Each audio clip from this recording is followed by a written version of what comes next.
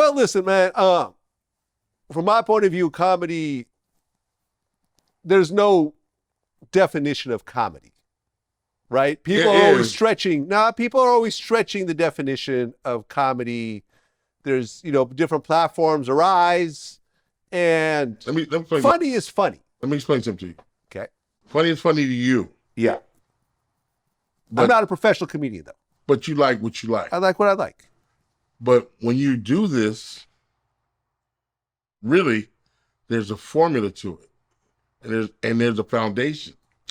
Anybody thinks they can drive a plane till they sit in the cockpit. A little harder than it looks. It's the same thing. Yeah, fair enough. Everything it's math to it. Yeah. It's timing to it. It's all variations to it. Mm-hmm. It's the same thing with comedy. It don't change because the plane changed. Oh, this is it's a jet. The same shit applies here, but it's just going faster. Yeah. So that's why I said it's like, just because we're on the internet don't mean you don't have to apply the same shit. That works for you, but everybody not fucking with it. Yeah.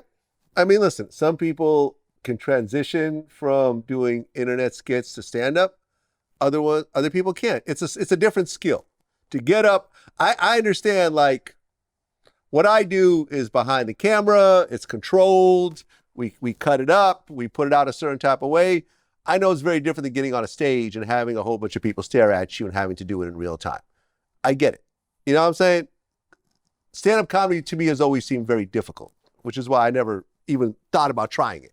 It's difficult if you don't do the foundation. Right. A stand-up can do all that shit, the things you're doing, and just like that. But it can't go backwards. One of those guys can't come do what we do.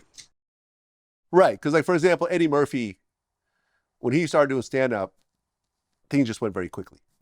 He went from doing a few stand-up shows to getting on SNL to doing movies. It didn't go as quickly as you think, but he was doing it at 16. Exactly. He got on SNL at like 18 or 17, right? But that's still, he was going to the clubs at 16. He was going to the stand-up at what, 15?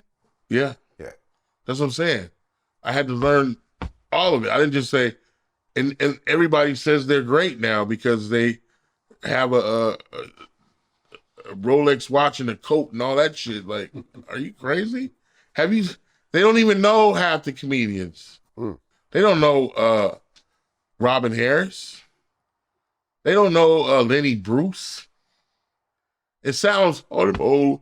Yeah, but that's part of the founding fathers. That's why people said, who's my what is that called? Mount Rushmore? Mount Rushmore. You can't have a Mount Rushmore.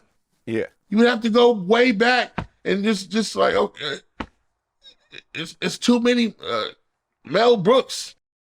Yeah, I remember Ari Spears. He said he has a Mount Rushmore than a Mount Olympus. Right. You know what I mean? Where it's like, okay, this is where the George Carlins and the Richard Pryors, the Mount Olympus. You know what I mean? Who may not be around anymore, but they're on a different level. They don't need to be on Rushmore. Yeah. I can say one line from Richard Pryor, and the whole room will go, fuck them shit. Yeah. They can't do that to nobody you mentioned. Well, Diddy has a new lawsuit, this time from a man. My buddy right here, Jay Reed, did he do something to you? They was real tight. They were tight? I've been around Diddy several times, man. Yeah? We almost got in a fight. With Diddy? With everybody in his crew, with Paulie, Big Paulie. Yeah, I know Paulie. Oh, I know who he is. I don't know personally. Yeah, so we were shooting a movie. Was Wolf there too? Wolf wasn't. Wolf was there. Okay. Wolf was there. Wolf was about it. That was a scary person in that crew, by the way. I know guys like trouble. I don't know. Well, I'm just saying, you know how Wolf died, right? Yeah. Getting to a shootout with BMF. Yeah. Anyone crazy enough to do that, I'm just saying, is a scary person in the crew. But that's what I'm saying. It's like, scary runs into scary. The BMF, they weren't even, they was against shooting. Yeah, they were trying to talk him out of it. Yeah, but some people don't understand, like, there's another bad motherfucker that will have to do all that raising, and that's what the problem was with Diddy. when we ran into him, he didn't know I had ties in New York City. So Paulie was doing his thing, and I was like, I said, listen, brother.